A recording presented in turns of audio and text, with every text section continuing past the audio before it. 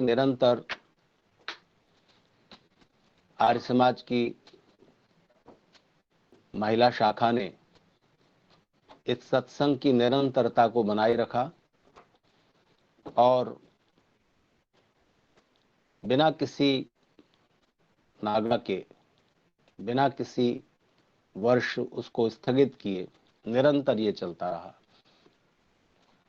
लेकिन पिछले 2 वर्षों से जब ये कोरोना की महामारी पूरे विश्व में फैली, तब भी आपका संकल्प टूटा नहीं और आपने दूसरे तरीके से ही सही आर्य समाज के भवन में इकट्ठे होकर पहले करते थे और पूरे 1 महीने तक चारों वेदों से यज्ञ चलता था और वहां उपस्थित होकर के यज्ञ में आहुति देते हुए और फिर विद्वानों के प्रवचनों के साथ ये कार्यक्रम 1 महीने तक निरंतर चलता रहता था।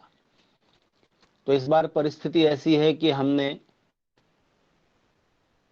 को स्थगित तो नहीं किया, पिछले वर्ष भी ऑनलाइन किया।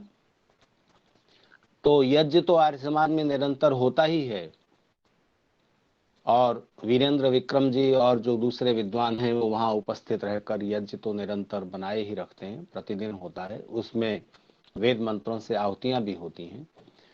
तो पारायण तो निरंतर चलता ही रहता है आर्य समाज में। बस इतना है कि आप लोग वहां सशरीर उपस्थित नहीं हो पा रहे हैं, लेकिन जो विचारों के प्रसार का जो यज्ञ है, ये जो वेद प्रचार यज्ञ है, इसको हम ऑनलाइन माध्यमों से करते आ रहे हैं और इसमें रुकावट नहीं आ रही है। ये प्रसन्नता और संतोष की बात है। मैं देख रहा हूं कि लगभग 120 श्रोता जुड़ चुके हैं और प्रायः चूंकि ऑनलाइन की सुविधा हो गई है, इसलिए प्रायः एक ही समय में बहुत सारे ऑनलाइन कार्यक्रम चल रहे होते हैं। तो कोई कहीं पर जुड़ा हुआ है, कोई किसी कार्यक्रम से जुड़ा हुआ है। आप जो लोग भी इस आर्य समाज ग्रेटर कैलाश के इस महिला समाज की इस माघ मासी यज्ञ में सम्मिलित हुए हैं, आप सबका अभिनंदन करता हूं। और आर्य समाज की महिला शाखा की जो भी पदाधिकारी हैं, अभी वर्तमान में प्रधान हैं माननीय अमृतपाल जी, मंत्री हैं रेणु चौधरी जी, कोषाध्यक्ष हैं श्रीमती सुधा गर्ग जी, और पिछले 53 वर्षों में पदाधिकारी निरंतर बदलते रहे, लेकिन सबने अपने कर्तव्य को अच्छी तरह से निभाया। तो इस श्रृंखला में इस बार का जो माघ मासीय वेद प्रचार महायज्ञ है, इसमें आप सब सम्मिलित हैं। आप सबका अभिनंदन करते हुए मैं आज का जो विषय है उस पर अपनी चर्चा प्रारंभ करता हूं। प्रायः क्रांति का अर्थ लोग समझते हैं कि कुछ अचानक नया हो जाना और किसी समाज में, किसी राष्ट्र में अचानक जनता इकट्ठी होकर कुछ नया कर दे, सत्ता बदल दे और कुछ ऐसा हो जाए तो उसे क्रांति शब्द दे दिया जाता है। जैसे भारत में कृषि के क्षेत्र में बहुत अभिनव प्रयास हुए और वैज्ञानिक साधनों से और कृत्रिम खादों के प्रयोग से खेती में अनाज का उत्पादन बढ़ गया, तो उसको हरित क्रांति कहा गया। दूध का उत्पादन बढ़ाया तो उसे श्वेत क्रांति कह दिया गया।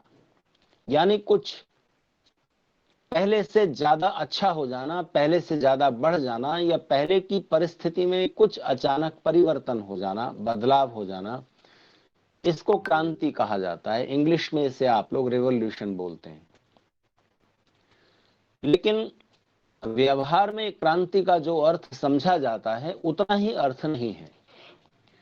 यह अर्थ उसके अंदर है, लेकिन उतना ही क्रांति के अंदर बात पूरी सिमटती नहीं है।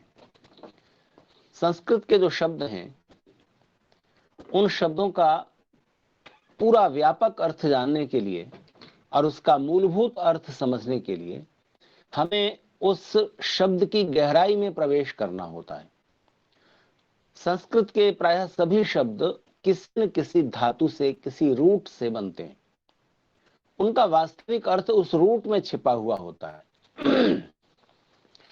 उस धातु से, उस रूट से जुड़े हुए अर्थ में कई बार बदलाव आ जाते हैं समय के साथ साथ, और उस शब्द का जो मूल अर्थ था उसे भूलकर लोग किसी और अर्थ में उसका प्रयोग करने लग जाते हैं। तो क्रांति शब्द का जो उस धातु से जुड़ा हुआ अर्थ है वो है क्रमु पाद विक्षेपे। इस रूट से ये शब्द बनता है। क्रमु इस धातु से किन प्रत्यय होकर क्रांति बना। तो क्रांति का अर्थ हुआ चरण आगे बढ़ाना, कदम आगे बढ़ाना, आगे की ओर गति करना। वो गति पीछे भी हो सकती है, पैरों का हिलाना यानी गति करना क्रांति के अंतर्गत आ जाएगा, पर वो संक्रांति हो इसके लिए कुछ और चीजें उसमें जुड़ेंगी। क्रांति में सम उपसर्ग लगा तो ये संक्रांति बना। उपसर्ग संस्कृत का एक ऐसा सुंदर भाग है जिसके द्वारा उस धातु का अर्थ भी बना रहता है और उसमें कुछ परिवर्तन भी आ जाता है। जैसे आप आहार कहते हैं, इसमें धातु वही है, हरि हरणे, पर आंग उपसर्ग लगा तो आहार का मतलब हो गया भोजन, प्रहार का मतलब हो गया मारना, संहार का मतलब हो गया पूरी तरह नष्ट कर देना, उपहार का अर्थ हो गया किसी को कुछ गिफ्ट करना। तो उपसर्ग उसके अर्थ में परिवर्तन लाएगा, लेकिन वो धात्वर्थ से बिल्कुल अलग हो जाएगा ऐसा नहीं होगा। तो संक्रांति का अर्थ समझ लें। संक्रांति का अर्थ हुआ क्रांति तो हो पर सम्यक तरीके से हो, अच्छे प्रकार से हो, ठीक दिशा में हो। क्रांति उल्टी दिशा में भी हो सकती है। अगर हमारी दिशा गलत है तो हम चल तो रहे होंगे, हम कदम आगे बढ़ा रहे होंगे, लेकिन गलत दिशा में जा रहे होंगे तो हम अपने लक्ष्य से दूर चलते चले जाएंगे। कहीं पर एक रोचक बात पढ़ी थी कि समुद्र की लहरों पर पानी का एक जहाज तैरता हुआ चला जा रहा था। रात का समय था, सभी यात्री सोने की तैयारी कर रहे थे, कुछ सो भी चुके थे। करीब 11 बज रहे होंगे कि माइक के स्पीकर पर कैप्टन की आवाज गूंजी। शिप का कैप्टन बोल रहा था कि मेरे मित्रों, मेरे पास आपके लिए एक बुरी खबर है और एक अच्छी खबर है। बुरी खबर यह है कि रात का समय है, आसमान में बादल छाए हुए हैं, कोई तारा नहीं दिखाई दे रहा, और हमारा दिशा बताने वाला जो यंत्र है, कंपास जिसे कहते हैं, वो खराब हो गया है और हम दिशा भटक गए। हमें नहीं मालूम कि हम किस दिशा में बढ़ रहे हैं। आसमान में तारों को देख करके कि इधर ध्रुव तारा है तो पता लग जाता है कि इधर नॉर्थ है, और वो एक दिशा पता लग गई तो बाकी सब दिशाएं पता लग जाती हैं। तो आसमान में बादल छाए हुए हैं, इसलिए हम आसमान में तारों को देखकर भी दिशा का पता नहीं लगा सकते और कंपास हमारा खराब हो गया है। तो बुरी खबर यह है कि हम रास्ता भटक गए हैं, दिशा भटक गए हैं, हमें नहीं पता कि हम किधर जा रहे हैं। अच्छी खबर यह है कि हम बड़ी तेजी से आगे बढ़ रहे हैं। क्योंकि समुद्र की लहरें शांत हैं, यहां समुद्र अपेक्षाकृत उतना उत्तेजित नहीं है, इसलिए हम बड़ी तेजी से आगे बढ़ते जा रहे हैं। ये अच्छी खबर है। पर सवाल यह है कि यह भी क्या अच्छी खबर है? जब दिशा ही पता नहीं कि हम किधर जा रहे हैं और दिशा हम भटक गए हैं, तो फिर तेजी से आगे बढ़ने का उसका मतलब क्या रह गया? अगर हम पीछे की तरफ जा रहे हो या और किसी गलत दिशा में जा रहे हो, दाएं बाएं जा रहे हो, तो हम अपने लक्ष्य की ओर तो नहीं जा रहे ना। इसलिए लक्ष्य और ठीक दिशा का होना क्रांति को संक्रांति बनाएगा।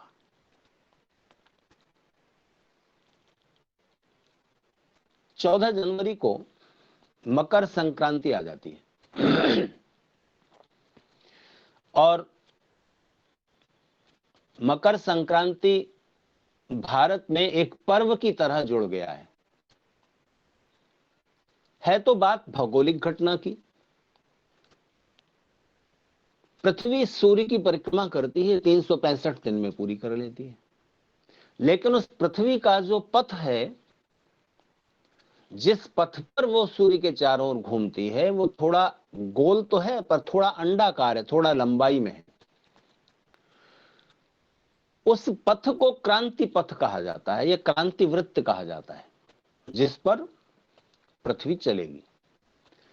तो धारणा है, जैसा कि आप सब जानते हैं, कि मकर संक्रांति पर सूर्य मकर राशि पर आ जाता है, और एक राशि से दूसरी राशि पर आया तो मकर राशि पर आने के बाद सूर्य उत्तरायण होना शुरू हो गया, तो ये मकर संक्रांति हुई।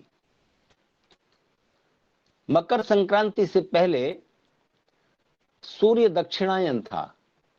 दक्षिणायन मतलब थोड़ा दक्षिण की तरफ, साउथ की तरफ होकर निकलता था। निकलता तो पूर्व में ही था, जैसे मैं जहां बैठा हूं पूर्व इधर है, तो उससे थोड़ा इधर होकर निकल रहा था। दिन छोटे थे, रातें लंबी थी। मकर संक्रांति के बाद उत्तरायण होना शुरू हो गया, और थोड़ा वो उत्तर की ओर इधर होकर के निकलेगा। दिन लंबे होना शुरू हो जाएंगे, रातें छोटी होना शुरू हो जाएंगी। उसके साथ ही दिन लंबे हो गए, रातें छोटी, तो इसका मतलब अंधेरे का स्थान कम हो गया और प्रकाश का स्थान बढ़ गया। दिन लंबे हो जाएंगे, प्रकाश अधिक समय तक रहेगा। अभी तक रातें लंबी थी, अंधेरा अधिक समय तक रहता था। तो इसको भारतीय परंपरा में एक पर्व मान लिया गया, और चूंकि दिन लंबे हो जाएंगे, प्रकाश अधिक हो जाएगा, इसके साथ साथ सर्दी भी कम होना शुरू हो जाएगी। मैं जब छोटा था और पढ़ता था, समझिए 16-17 वर्ष की उम्र में, तब पता चला कि मकर संक्रांति एक बड़ा पर्व है। तो हमारे लिए तो उस समय मकर संक्रांति का इतना ही अर्थ होता था कि गजक और ज्यादा खाने को मिलेगी। तो मेरे मन में दो सवाल उठते थे। मकर संक्रांति पर सूर्य मकर राशि पर आ गया तो अब सर्दी कम होना शुरू हो जाएगी, लेकिन प्रकट में तो दिखती नहीं कि सर्दी कम हुई। सर्दी उतनी ही बनी रहती है, अभी और 10-15 दिन तक सर्दी तो वैसी ही रहती है। और हम कहते हैं कि आहा, बड़ी खुशी की बात है, सूर्य उत्तरायण हो गया। और दूसरे मन में सवाल उठता था कि मकर संक्रांति आई और आसपास में देखता था कि महिलाएं, खास तौर से, क्योंकि महिलाओं में धार्मिकता की भावना, पुण्य करने की इच्छा पुरुषों से अधिक रहती है, और प्रायः पुरुषों को वही प्रेरित करती हैं कि चलो प्रार्थना करते हैं, चलो आर्य समाज चलते हैं। ये साधारण रूप से देखा जाता है।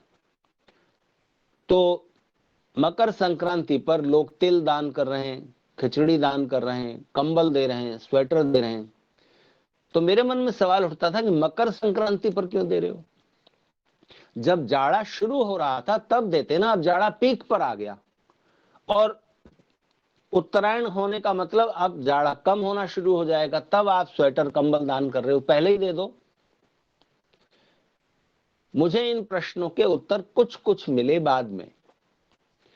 जाड़ा पीक पर आ गया है तो चलो अभी तक का काट लिया, तो अब थोड़ा जैसे हमें सर्दी लग रही है, दूसरे की सर्दी का भी एहसास मन में जागता है। और आप कुछ चाहे पुराने ही सही ऊनी कपड़े अपने आसपास जो लोग समर्थ नहीं हैं उनको देने का कुछ उद्यम करते हैं, या नए वस्त्र दान कर देते हैं, अच्छी बात है। पर यहां तो मैं अब भी यही कहूंगा कि ज्यादा अच्छा होगा कि जब जाड़ा शुरू हो रहा है उसी समय दे दिया जाए। लेकिन जो ये प्रश्न था कि सर्दी तो अभी वैसी की वैसी है, तो इस प्रश्न का उत्तर है कि देखिए, दिन कब शुरू हो जाता है? तो हम मानते हैं कि जब सूर्य उगता है तब दिन शुरू होता है। ठीक बात है। अब सूर्य गर्मियों में 5 बजे ही उगाता है, इस समय 6:30-7 बजे के करीब समय हो रहा है। धीरे धीरे ये समय और बढ़ता जाएगा और दिन लंबे होते जाएंगे। तो सूर्योदय से दिन की शुरुआत होती है। व्यवहार में हमको जब रोशनी दिखी, सूर्य की रश्मियां, थोड़ा थोड़ा, सूर्य अभी उगा नहीं है फिर भी थोड़ा रोशनी हो गई, तो हम उसको दिन का प्रारंभ मानते हैं। लेकिन वैज्ञानिक तथ्य यह है कि दिन होना शुरू हो गया था रात को 12:01 पर।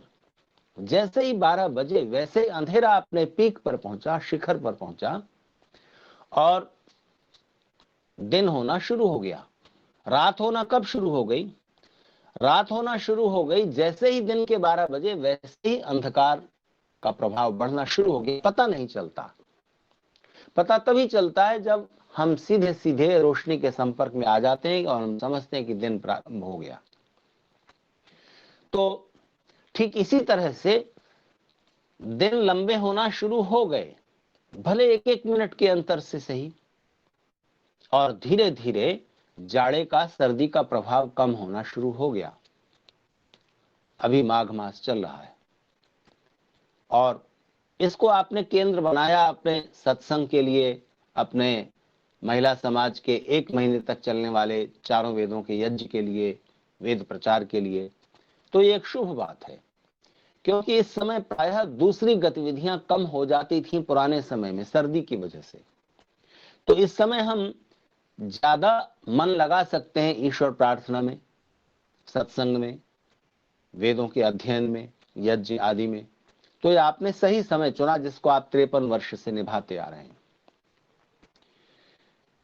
तो मकर संक्रांति में सूर्य संक्रांत हो गया, एक राशि से दूसरी राशि पर आ गया। तो पृथ्वी का जो क्रांति वृत्त है उसको 12 राशियों में बांट दिया गया, क्योंकि उतने समय में आकाश में आपको वो नक्षत्र दिखाई देंगे, तो उन नक्षत्रों का जो स्वरूप है, उनकी जो शक्ल है, वो अनुमान से ऐसी ऐसी दिखती है। जैसे वृष राशि में जब पृथ्वी चल रही है, पृथ्वी और सूर्य की उपस्थिति स्थिति वृष राशि में है, तो उस वृष राशि के समय आकाश में जो मुख्य नक्षत्र हैं उनका समूह ऐसा दिखेगा जैसे कि एक बैल की आकृति हो। जिस समय वो वृश्चिक राशि में होंगी तो बिच्छू जैसी दिखेगी। अभी मकर राशि में है तो मगरमच्छ की तरह, क्रोकोडाइल की तरह वो आकृति उन नक्षत्रों की दिखाई देती है जमीन से, अगर आप उन नक्षत्रों को देखें तो उन आकृतियों के आधार पर इन राशियों का नाम पड़ गया है।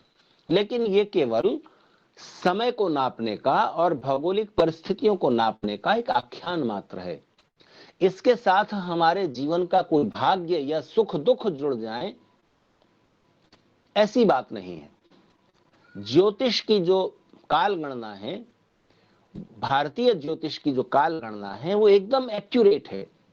आप मकर संक्रांति पर आकाश में उन नक्षत्रों की वैसे ही आकृति पाएंगे, बाकी समय नहीं पाएंगे। तो हम समय को जो गिनते हैं उन राशियों के आधार पर और सूर्य, चंद्रमा, पृथ्वी आदि ग्रह नक्षत्रों की गति के आधार पर समय की जो काल गणना है वो बिल्कुल ठीक है और एक्यूरेट है। लेकिन इस मकर संक्रांति पर सूर्य तो आकाश में मकर राशि पर आ गया, इससे हमारे जीवन का क्या लेना देना है? हम इसमें इतना आह्लादित क्यों हो? और आपको याद होगा महाभारत के समय की वो घटना, भीष्म पितामह अर्जुन के बाणों से घायल होकर शरीर के हर अंग में बाण चुभे हुए हैं और वो बाणों की शैया पर लेटे हुए हैं, शरीर से खून बह जा रहा है। और उस अवस्था में वो पूछते हैं कि बताओ सूर्य अभी उत्तरायण है कि दक्षिणायन है? तो पता लगा सूर्य अभी तो दक्षिणायन है। तो उन्होंने तय किया कि सूर्य जब उत्तरायण होगा मैं तब शरीर छोड़ूंगा, उससे पहले नहीं। क्यों? क्योंकि ऐसा कहा जाता है, ऐसा माना जाता है कि दक्षिणायन की गति अच्छी नहीं होती। दक्षिणायन में अगर मृत्यु हुई तो उसमें सद्गति नहीं होगी, उत्तरायण में मरने से सद्गति होगी। तो उन्होंने इंतजार किया सूर्य के उत्तरायण होने का। सूर्य जब उत्तरायण हो जाएगा तब शरीर छोड़ूंगा, ताकि मेरी इस जीवन के बाद जो गति होनी है वो अच्छी हो। मेरा प्रश्न है कि अगर उस सूर्य के उत्तरायण होने पर शरीर छोड़ने से सद्गति होगी तो शुभ अशुभ कर्मों का क्या रोल रह गया? सूर्य जब उत्तरायण हुआ मकर संक्रांति के बाद उत्तरायण हो गया तो 6 महीने उत्तरायण रहेगा। इस 6 महीने में जिन लोगों ने शरीर छोड़े, चाहे वो पापी ही थे, फिर भी उनकी सदगति हो जानी चाहिए। और दक्षिणायन में जिन्होंने शरीर छोड़ा, 14 जनवरी से पहले 13-12 जनवरी को शरीर छोड़ दिया, सूर्य तो दक्षिणायन था और उन्होंने पुण्य बहुत किए, लेकिन चूंकि दक्षिणायन सूर्य था तब शरीर छूट गया तो उनकी दुर्गति हो जानी चाहिए। ये तो मूर्खता वाली बात हो गई। और भीष्म पितामह ने चुन लिया कि सूर्य जब उत्तरायण होगा तब मैं शरीर छोड़ूंगा। हम और आप तो नहीं चुन सकते ना, तो हमारी तो मृत्यु हमारे हाथ में है नहीं कि हम उत्तरायण जब सूर्य होगा तब शरीर छोड़ेंगे सदगति के लिए। तो ये बात तर्क संगत नहीं लगती। तो फिर यथार्थ क्या है, वास्तविकता क्या है? तो इस घटना के परिप्रेक्ष्य में थोड़ा हम अपने जीवन को समझने की और हमारे जीवन की क्रांति और संक्रांति कैसी हो सकती है, होनी चाहिए, उस पर थोड़ी सी विचार चर्चा करते हैं। देखिए, एक सूर्य है आकाश में। आकाश में जो सूर्य है, जो सन है, वो 12 राशियों से गुजरता है और असल में पृथ्वी गति करती है सूर्य के चारों ओर। दिखता हमें ऐसा है कि सूर्य पूर्व से चलता चलता पश्चिम में अस्त हो गया। यह हमारा दृष्टि भ्रम है। दुनिया सदियों तक ऐसा मानती रही। यूनान में और पश्चिमी देशों में ऐसा ही समझा जाता रहा कि सूर्य पृथ्वी के चारों ओर घूमता है। और जिन वैज्ञानिकों ने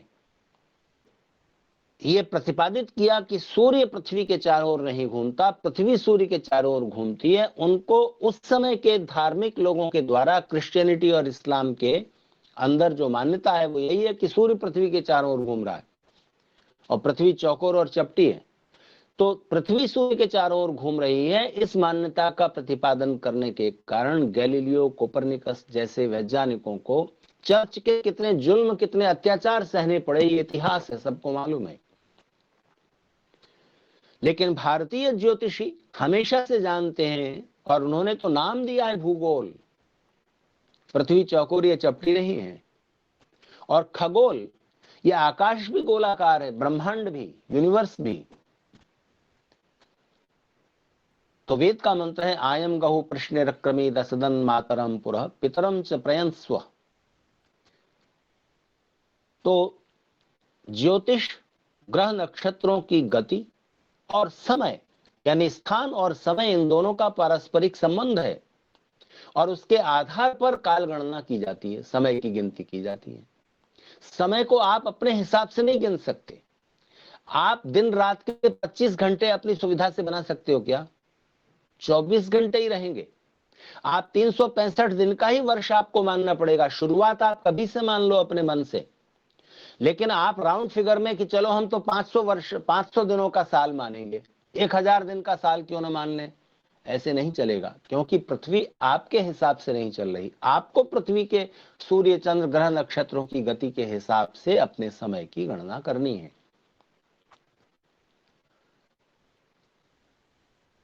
तो सूर्य जो आकाश में है, पृथ्वी और दूसरे ग्रह नक्षत्रों की गति के बारे में वेद के वर्णन और भारतीय ज्योतिषियों की जो व्यवस्था है बिल्कुल विज्ञान के अनुकूल बैठती है और वो सदियों से जानते थे। खैर, एक सूर्य आकाश में है जो उत्तरायण से दक्षिणायन, दक्षिणायन से उत्तरायण होता रहता है 6-6 महीने। उसको भी सूर्य कहते हैं, जो आकाश में रोशनी फैला रहा है। लेकिन एक सूर्य और भी है। सूर्य जीवात्मा का भी नाम है, क्योंकि उस सूर्य को, आकाश में चमकने वाले सूर्य को हम सूर्य कहते हैं, क्योंकि वो एक राशि से दूसरी राशि में संसरण कर रहा है। पृथ्वी सूर्य के चारों ओर घूम रही है, ठीक है, पर सूर्य भी स्थिर है ऐसा नहीं है, गति सूर्य भी कर रहा है। सौरमंडल पूरा गति कर रहा है, फिर पूरी गैलेक्सी, आकाश गंगा भी गति कर रही है। सब गतिशील हैं और गतिशील है इसलिए उनमें क्रांति हो रही है। क्रांति मतलब परिवर्तन, पहली स्थिति से कुछ बदलाव, आगे बढ़ना। तो वो आगे बढ़ रहे हैं, लेकिन अपनी कक्षा में गोल गोल। तो सूर्य को सूर्य इसलिए कहते हैं कि वो एक राशि से दूसरी राशि में दिखाई देता है। उत्तरायण से दक्षिणायन होता है, दक्षिणायन से उत्तरायण होता है। इस सूर्य जीवात्मा को भी सूर्य कहते हैं जो इस शरीर में स्थित है, क्योंकि वो भी एक शरीर से दूसरे शरीर, दूसरे शरीर से तीसरे शरीर में संक्रमण कर रहा है, क्रांति कर रहा है। तो उस जीवात्मा की जो क्रांति है, जो एक शरीर से दूसरे शरीर में जाना है, वो संक्रांति बने, सम्यक क्रांति हो। हम आगे तो बढ़ें, लेकिन ठीक तरह से आगे बढ़ें, ठीक दिशा में आगे बढ़ें। वो ध्यान में रखकर जब क्रांति की जाएगी तब वो संक्रांति होगी। तो कदम तो लोग आगे बढ़ाते हैं, गति करते रहते हैं, रोज हमारी गति होती रहती है, हम उठते हैं, कुछ न कुछ करते ही हैं। तो वो जो करना है, चलना फिरना है, जितने भी कर्मेंद्रियों का, ज्ञानेंद्रियों का जो उपयोग है, वो सब क्रांति हो रही है। लेकिन उसे संक्रांति बनाना मनुष्य के हाथ में है, उसकी कर्म स्वतंत्रता के हाथ में। तो हम कदम आगे बढ़ाते हैं, तो हमारे उस कदम आगे बढ़ाने का लक्ष्य, उसकी दिशा और उसका पर्पज, उसका उद्देश्य क्लियर होता है। आप सर्दी की वजह से आज घर से बाहर नहीं जाएंगे, फिर भी घर में तो कहीं ना कहीं जाएंगे। तो आप ड्राइंग रूम से किचन तक जाएंगे, कितने कदम? मान लीजिए 10 कदम, 20 कदम। तो ड्राइंग रूम से किचन तक जब आप जा रहे हैं, तो उस क्रांति का भी कुछ पर्पज होता है कि किचन में क्यों जा रहे हैं, चाय बनानी है, पानी लाना है, कुछ काम है ना, तभी तो जा रहे हैं। या बिना मतलब के जाते हैं आप? ड्राइंग रूम से बेडरूम में जाते हैं, बेडरूम से ड्राइंग रूम में आते हैं, ड्राइंग रूम से किचन में जाते हैं, बाथरूम में जाते हैं, पर्पज होता है कि नहीं? तो संस्कृत की एक उक्ति है कि प्रयोजनम अनुद्देश्य मंदोपि न प्रवर्तते। बिना प्रयोजन के, बिना पर्पज, बिना उद्देश्य, बिना लक्ष्य के एक मूर्ख आदमी भी 10 कदम भी नहीं चलता। क्लियर होता है कि हम क्यों चल रहे हैं। सोचिए कितनी बड़ी दुर्घटना है जीवन के साथ कि जीवन भर हम चलते रहते हैं, जीवन भर कुछ न कुछ करते रहते हैं, बिना जीवन का ठीक लक्ष्य और उद्देश्य समझे। ये संक्रांति नहीं है। चलते तो रहे, बहुत कुछ करते रहे, लेकिन गोल गोल घूमते हुए। तो गोल गोल घूमना कहीं पहुंचाता नहीं है। गोल गोल घूमना भी उपयोगी हो जाएगा यदि उसका लक्ष्य भले ना हो पर उद्देश्य हो। जैसे आप सुबह शाम घूमने के लिए पार्क में चले जाते हैं, अभी तो मौसम ठंडा है, शायद नहीं जा रहे होंगे। कई बड़े संकल्पवान लोग होंगे जो कोहरे में, भयंकर सर्दी में भी बाहर निकल जाते होंगे गर्म कपड़े पहन करके, वो अलग बात है। लेकिन जब आप जाते हैं सुबह शाम पार्क में घूमने के लिए, तो गोल गोल घूम रहे होते हैं। उस घूम करके आप कहीं पहुंचते नहीं है, आपका कोई लक्ष्य नहीं होता कि आपको ग्रेटर कैलाश से कैलाश कॉलोनी जाना है, ग्रेटर कैलाश से आपको वसंत विहार जाना है, कोई लक्ष्य नहीं है, बस वहीं आप घूम रहे हैं गोल गोल। लेकिन उद्देश्य तो है ना, उद्देश्य तो है कि आप स्वास्थ्य के लिए घूम रहे हैं, कैलोरीज बर्न कर रहे हैं, व्यायाम के लिए घूम रहे हैं। तो ये गोल गोल घूमना भी अगर सोद्देश्य है, पर्पजफुल है, तो फिर ये संक्रांति हो गया।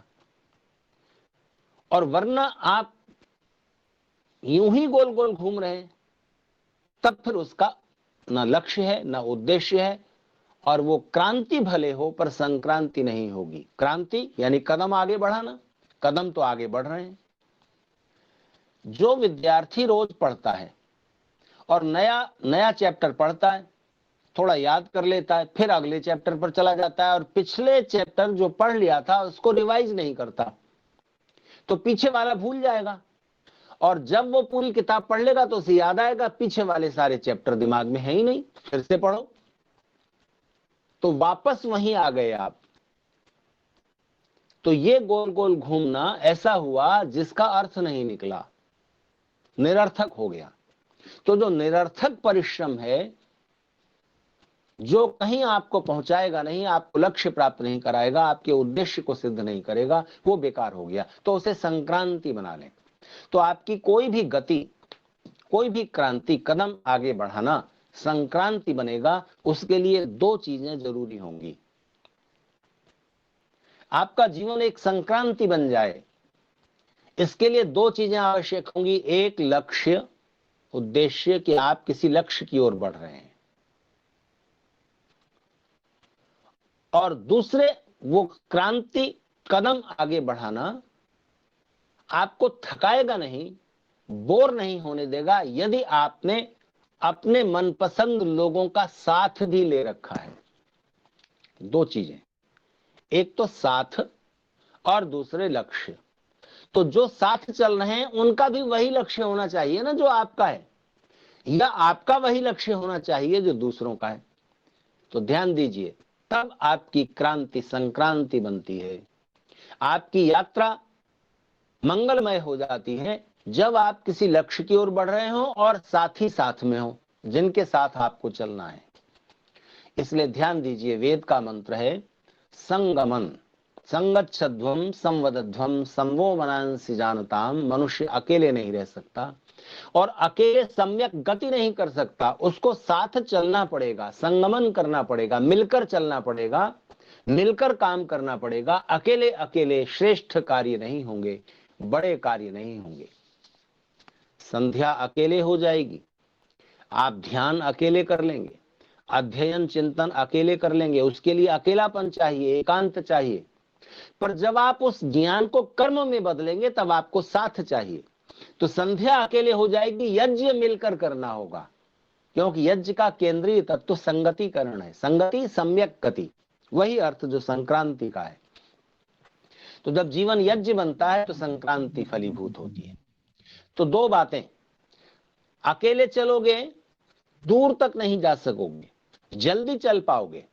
तो कहीं पर मैंने एक सुंदर बात पढ़ी कि तेज चलना है तो अकेले चलो, क्योंकि आप साथ चलेंगे तो सबकी गति के साथ आपको तालमेल बिठाना पड़ेगा। चार लोग साथ जा रहे हैं, कोई तेज स्पीड से चलता है, कोई धीमी स्पीड से चलता है, तो संगमन का क्या अर्थ हुआ?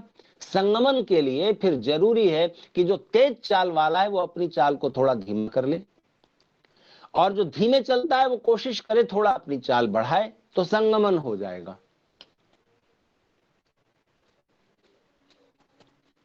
तो जब आप साथ चल रहे हैं तो उसके एक सुंदर परिणाम ये होता है कि तेज चलना है तो अकेले चलो, तेज चलना है तो अकेले चलो, दूर तक जाना है तो साथ चलो, क्योंकि दूर तक जाओगे अकेले चलोगे थक जाओगे, बोर हो जाओगे, और साथ ही साथ में तो एक दूसरे का मनोबल बढ़ाएंगे, एक दूसरे का उत्साह बढ़ाएंगे। और दूसरा भी चल रहा है, मैं कैसे थक जाऊं, तो दूसरे की देखा देखी हमारा मनोबल बढ़ जाता है। अच्छा, अकेले रोज व्यायाम करना बोरिंग काम है कि नहीं? ज्यादातर लोग इसलिए व्यायाम करने में उत्सुक नहीं हो पाते कि अकेले कर रहे हैं। तो अकेले करना थका देता है, और शरीर को कम मन को ज्यादा। लेकिन चार लोग मिलकर जॉगिंग करें, चार लोग मिलकर जिम जाएं, मिलकर व्यायाम करें, तो वो एक दूसरे के सहयोग से, एक दूसरे को देख करके, एक दूसरे के सहारे से वो कार्य सरल हो जाता है और आसान हो जाता है और बोरिंग नहीं रहता। तो इसलिए मिलजुल कर करना, कोई भी कठिन काम मिलजुल कर किया जाएगा तो आसान भी हो जाएगा और वो बोझ नहीं रहेगा। इसलिए संगमन करना आवश्यक है। तो क्रांति को संक्रांति बनाने के दो तत्व, एक आपका लक्ष्य होना चाहिए, दूसरे समान लक्ष्य वाले लोगों को साथ ले लीजिए, या ऐसे लोगों के साथ जुड़ जाइए जिनके साथ आपका लक्ष्य मेल खाता है। तो हमारा जीवन संक्रांति बने, इसके लिए उत्तरायण की गति चाहिए। तो भीष्म पितामह ने कहा कि सूर्य जब उत्तरायण होगा तब मैं शरीर छोड़ूंगा। उसका अभिप्राय उस सूर्य से नहीं है जो आकाश में चल रहा है, क्योंकि सूर्य जीवात्मा का नाम है और जीवात्मा की गति तीन प्रकार की होती है, ध्यान दीजिए। और बस इसके साथ ही 8-9 मिनट बचे हैं, मेरी बात पूरी हो जाएगी।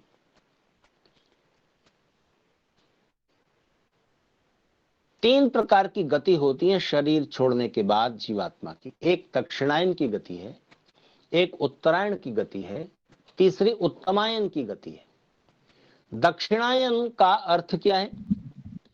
ध्यान दीजिए, दक्षिणा एक है अर्थ दक्षिणायन का, दक्षिण और अयन, यानी सूर्य साउथ की ओर थोड़ा सा झुककर दक्षिण दिशा की ओर ऐसा होते हुए निकल रहा है दिन छोटे हो रहे हैं, रातें लंबी हो रही हैं, वो सूर्य का दक्षिणायन है, आकाश वाले सूर्य का।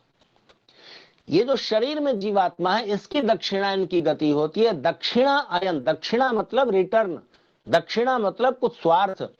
हम लोग ज्यादातर अपने काम ये सोचकर करते हैं कि मेरे इस काम के बदले में मुझे क्या फायदा होगा। ध्यान दीजिए, ये दक्षिणायन की गति है। तो जिसने जिंदगी भर सारे काम ऐसे ही किए, केवल स्वार्थों के लिए ही जिया, केवल स्वार्थ, मेरा सुख किसमें है, बस ये सोच करके ही हर काम को किया, वो आदमी सेल्फ सेंटर्ड रहेगा। और इस तरह दक्षिणायन की गति से जीने वाले व्यक्ति की मृत्यु के बाद जो गति होगी वो दक्षिणायन की होगी, यानी मरा और तुरंत जन्म लिया, मरेगा और तुरंत जन्म लेगा।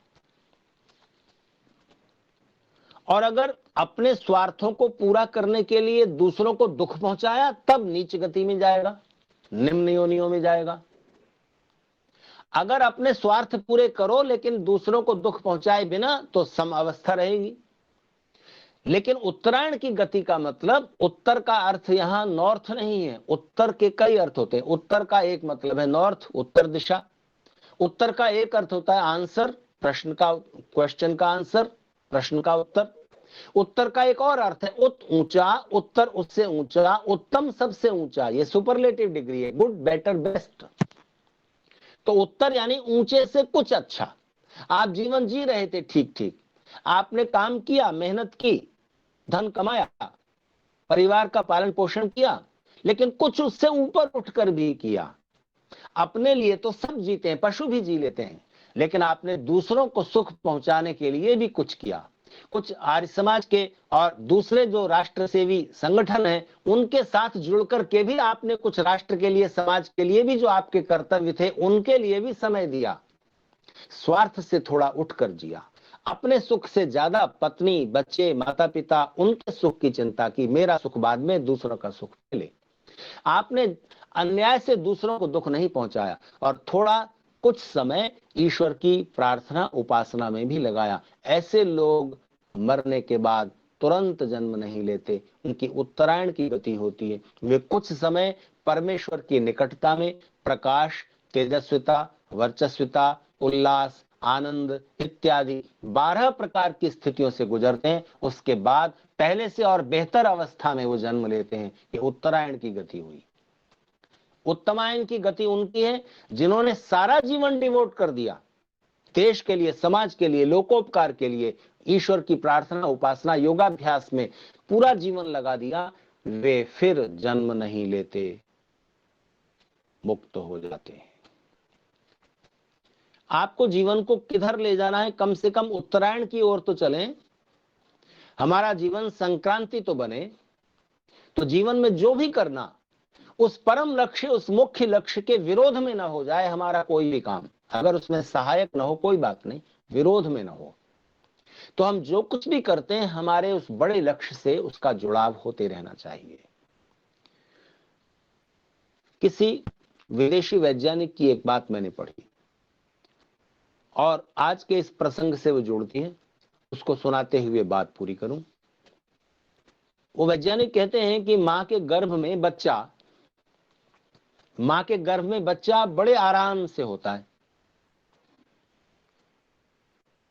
उसको कुछ नहीं करना, बस मां के गर्भ में है, मां की सांसों से उसकी सांस चल रही है, मां के जीवन से उसका जीवन चल रहा है, मां के पोषण से उसका पोषण चल रहा है, मां के भोजन से उसको भोजन मिल रहा है।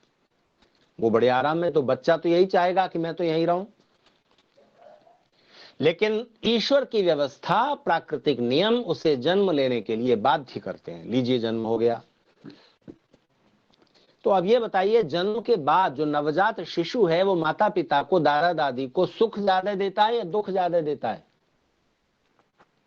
इस प्रश्न का उत्तर आसान नहीं है, क्योंकि वो छोटा बच्चा सुख तो देता है पर साथ ही दुख भी देता है। रोने लगता है, रात में रोने लगता है और रोए ही जाता है, और पता नहीं लगता कि किस लिए रो रहा है। आप उसे गोद में लेके हिलाते हैं, डुलाते हैं, थपकी देते हैं, लेकिन रोने चुप नहीं हो रहा। अब पता नहीं भूखा है, प्यासा है, क्या हो गया है, कोई आपको अनुमान लगाना पड़ता है, और फिर भी कई बार उसका रोना जारी रहता है। बिस्तर गीला कर देता है। आप अच्छी ड्रेस पहन करके पार्टी में जाने को तैयार हुए, उसने कपड़े खराब कर दिए। तो बड़ी परेशानी रहती है, वो कुछ बता पाता नहीं, आप समझ पाते नहीं, अनुमान से कुछ कुछ करते हैं। चलिए, बच्चा थोड़ा बड़ा हो गया, 3-4 साल का हो गया, बोलने लगा, अपनी समस्याएं बता देता है। अब आपको आपकी परेशानी वो समाप्त हो गई। अब आपको बड़ा अच्छा लगता है, उसकी तोतली बोली, उसका ठुमक ठुमक कर चलना बड़ा अच्छा लगता है। तो जरा बताइए कि क्या आप चाहेंगे कि आपको 3-4 साल का पोता, ग्रैंड चाइल्ड, वो आपका पोता पोती उतना ही बड़ा रहे? आपका बेटा बेटी वो 3-4 साल की उम्र का ही रहे, ठुमक ठुमक कर चलता रहे, तोतली बोली बोलता रहे, आपको खुशी मिलती है?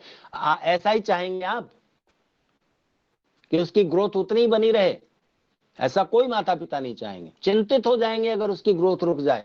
अगर वो अभी भी तोतला बोल रहा है तो आप चिंता करेंगे, डॉक्टर के पास ले जाएंगे और आप चाहेंगे कि वो बढ़े और बड़ा हो। लीजिए 15, 16, 17 साल का हो गया, अब वो स्कूटी उठा के आपके काम भी कर लाता है, ये लिया वो लिया, और घर के भी काम कर देता है, अपनी पढ़ाई भी अच्छे से कर रहा है। तो क्या अब भी आप चाहेंगे कि वो उतना ही बड़ा रहे? नहीं ना, आप चाहेंगे और बड़ा हो, पूरा युवा हो, उसकी भी शादी हो, बहू घर में आए। तो जब आप चाहेंगे कि बेटा युवा हो तो आप युवा ही बने रहना चाहेंगे। तो ये क्रांति है, जीवन आगे बढ़ रहा है। ध्यान दीजिएगा, महत्वपूर्ण बात कह रहा हूं, जीवन आगे बढ़ रहा है। गर्भ से जन्म हुआ, जन्म से 3-4 साल की अवस्था हुई, फिर टीन एज में आ गया, किशोर हो गया, फिर युवा हो गया। तो बेटे बेटी जब युवा हो गए तो आपको कुछ और प्रौढ़ नहीं हो जाना चाहिए? प्रौढ़ मतलब कुछ और बढ़ जाना। अब बेटे बेटी 50 के हो गए तो आप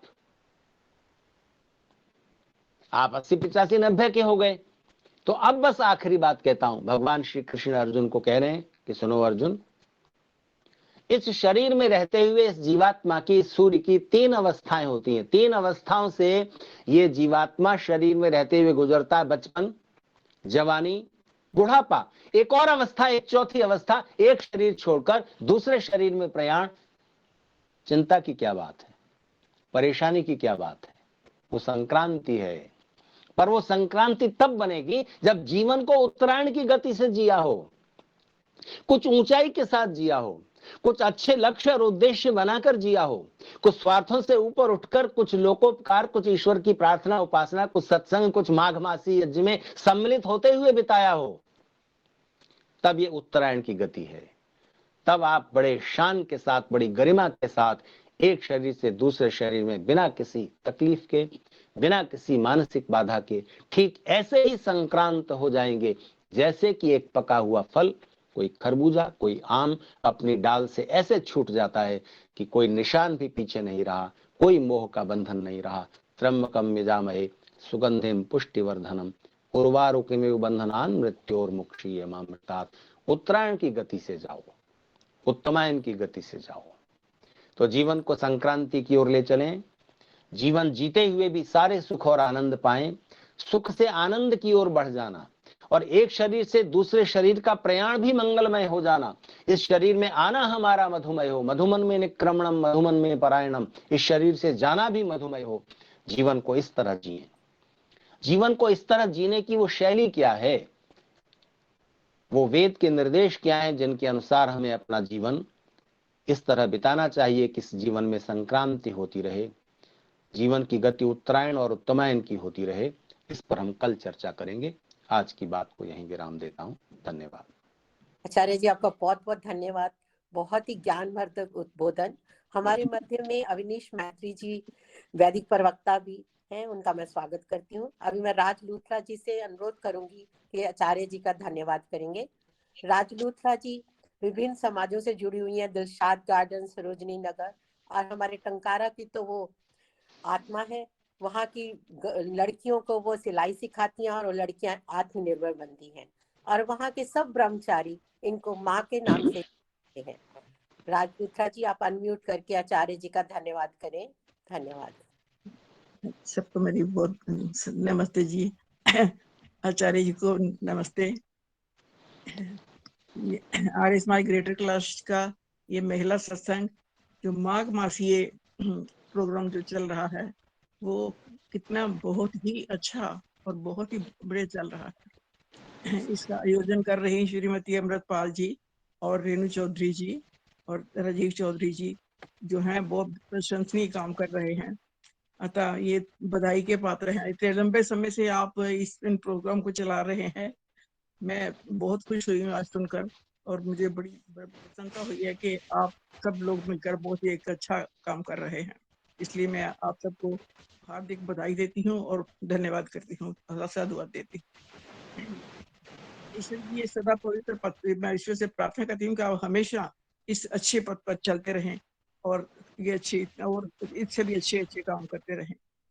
वचन बोलने वाले जो हमारे वीरेंद्र जी और चंदर अरोड़ा जी ने बहुत प्रभु भक्ति के भजन बोले और बड़े ही मधुर और अच्छे प्रेरणादायक भजन बोले। मैं उनका भी हृदय से धन्यवाद करती हूँ। और आज का प्रवचन हमारे आचार्य जी के लिए तो मैं क्या कहूँ, आचार्य जी के लिए कहने के लिए तो कोई शब्द ही नहीं रहता।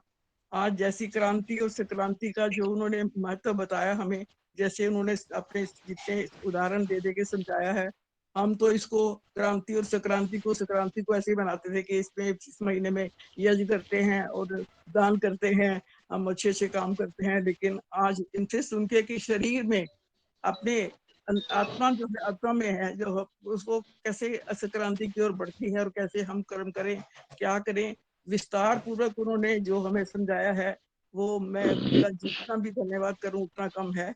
हमें इसका जिसका चीज का पता नहीं था वो चीजें उन्होंने समझाई। सारे इसमें दे के उदाहरण दे दे के उन्होंने बड़े अच्छी तरीके से हमें समझाया कि ये जो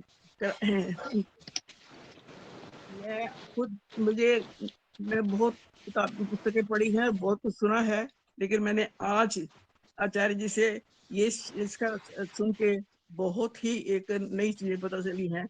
और मैं उनका उनका धन्यवाद तो क्या करें, धन्यवाद करने के लिए तो बड़े शब्द छोटे पड़ जाते हैं, लेकिन मैं उनको आशीर्वाद देती हुई हृदय से धन्यवाद करती हूँ कि ईश्वर करे परमात्मा उनको दीर्घायु दे और वो अपने इस पथ पर आगे से आगे बढ़ते जाएं।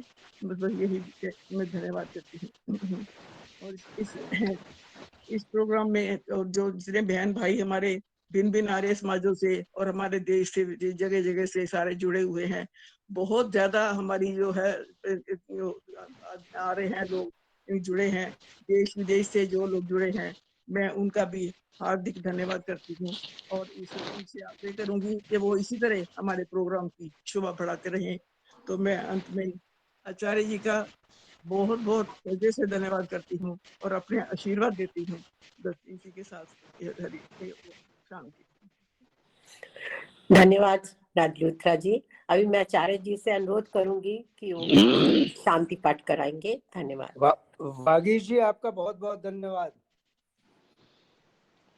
वागीश जी आपका बहुत बहुत जी जी जी नमस्ते नमस्ते। मैंने आचार्य जी मैंने आपका बहुत अच्छा जो आपने बोला है पहले हम मैंने शांति अपने पास पाठ सब कर नोट लेते कर हैं, लिया फिर है। आचार्य जी से आप करिए। ठीक है, आचार्य जी को मैं अक्सर सुनती रहती हूँ, लेकिन आज का प्रवचन जो है वो तो हृदय को छू गया है और मैंने सारे पॉइंट्स जो है मैंने नोट करके रख लिया अपने पास।